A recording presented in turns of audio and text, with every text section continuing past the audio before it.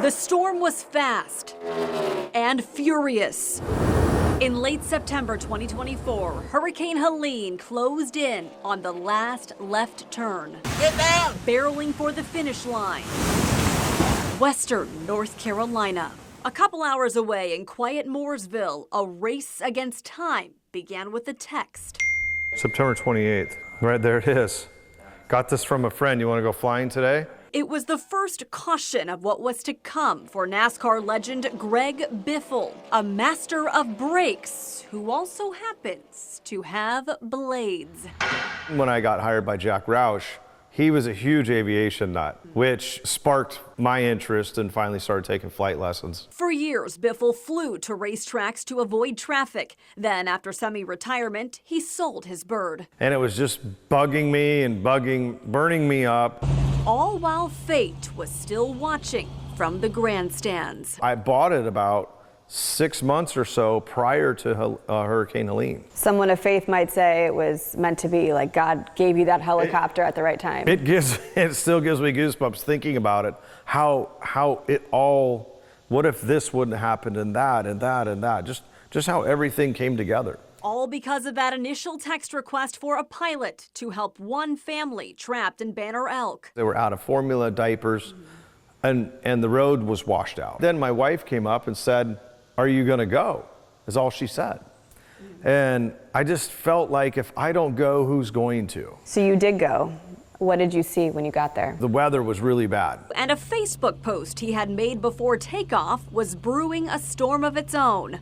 I got 4,000, 5,000 messages within an hour and a half.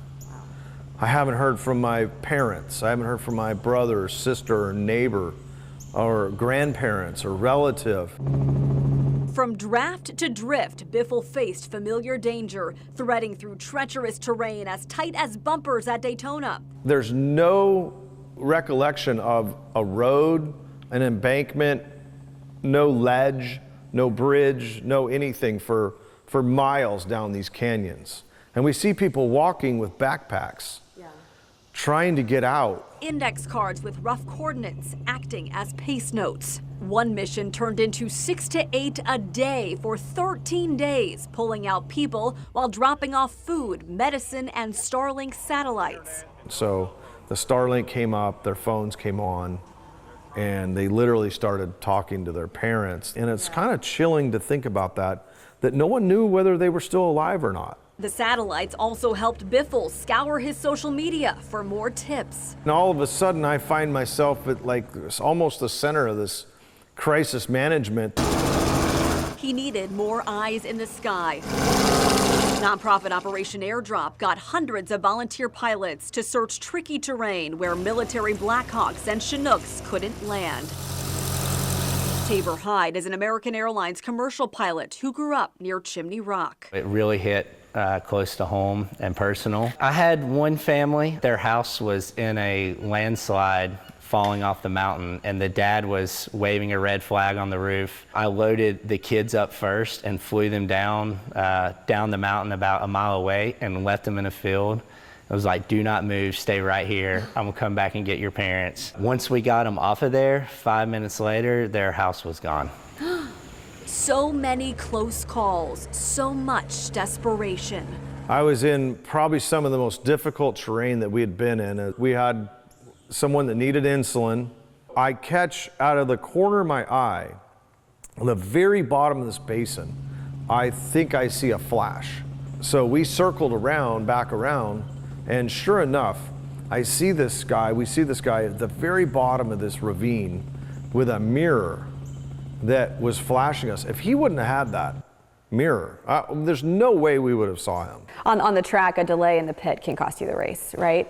But in the air, a delay getting up can cost a life. The hardest thing was when I went home at night and landed in the dark, because we just couldn't fly anymore, was my mind wouldn't shut off.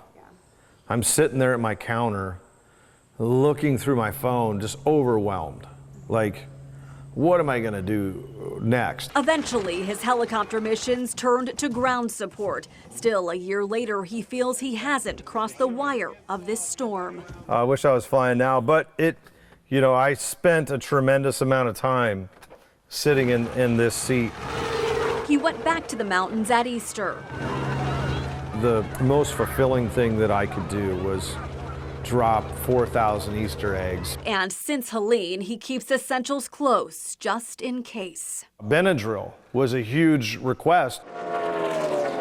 How do you think your experience in NASCAR and racing in general really aided in your ability to do this and do it well? There's no, we're going to be late, or we're not going to get done in time. There are no obstacles in front of us that we can't accomplish.